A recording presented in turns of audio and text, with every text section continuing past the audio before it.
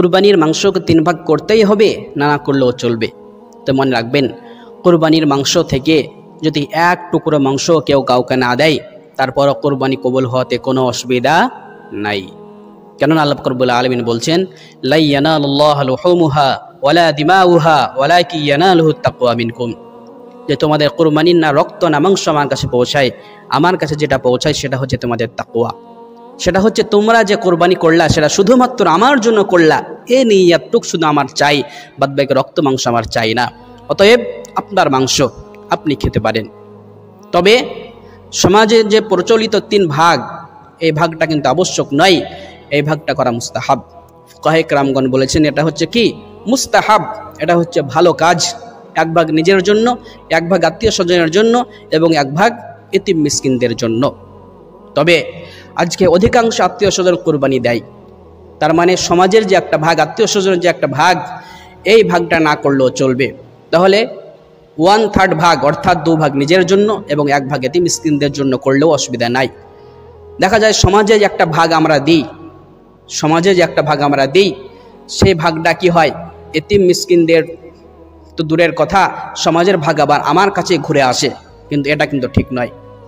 যেটা আমি দিলাম সেটা আমি আর নেব না, সেটা আমি দিয়ে দিলাম, সেটা আবার সমাজে বিতরণ হবে, এতিম মিসকিন দুস্থ লোকদের কাছে বিতরণ হবে। হ্যাঁ, তার মানে 3 ভাগ করতে হবে এটা কিন্তু আবশ্যক নয়। আপনি কি করতে পারেন, 3 ভাগ না করেও খেতে পারেন, 3 ভাগ না করেও খেতে পারেন। ফুকাহে কেরামগণ মসলা বলেছেন যে যে পরিবারের সদস্য বেশি, যে পরিবারের লোকজন বেশি, বা এমন কোনো ব্যক্তি যে সারা বছর যার মাংস খাওয়া হয় না, সেরকম যদি সে মনে করে সে কোরবানি করেছে, তার সম্পূর্ণটাই প্রয়োজন, কোনো সে ভাগ করবে না, তার সদস্য বেশি, তার পুরোটাই লাগবে, তাহলে সে সম্পূর্ণটাই ভাগ না করেই খেতে পারে, এতে কোনো অসুবিধা নাই, শরীয়ত তাকে বাধা দেয়নি। অতএব আপনি যদি বলেন যে আপনাকে ভাগ করা আবশ্যক, 3 ভাগ করতেই হবে, তাহলে কিন্তু এটা কিন্তু নয়। সে ভাগ না করেও সম্পূর্ণটা এটা রাখতে পারে।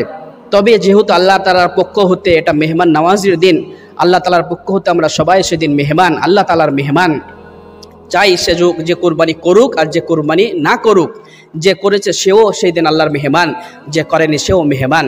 তাহলে আমরা যেমন আল্লাহর মেহমান কি করব, আমরা মেহমানদারি করব কুরবানির মাংস দিয়ে। যে কোরবানি দেয়নি সেও যেন কোরবানির মাংস দিয়ে মেহমানদারি করতে পারে, এটা আমরা প্রত্যেকেই লক্ষ্য রাখবো এবং প্রত্যেকেই ভাগাবাটি করে খাবো। তাহলে এটা কি উত্তম কাজ, এবং এটা কি হবে, সমাজের মধ্যে মিল মহব্বত তৈরি হবে। গরিব এতিম মিসকিন যারা দিতে পারেনি তাদের মনে দুঃখ থাকবে না। এই জন্য ভাগাবাটি করে খাওয়াটা হচ্ছে উত্তম কাজ। তবে সম্পূর্ণটা কারোর প্রয়োজন কেউ মনে করলে পারে খেতে পারে, এতে কোনো গুনাহ হবে না বা কুরবানি কবুল হবে না, এতে এরকম কোনো কথা নাই।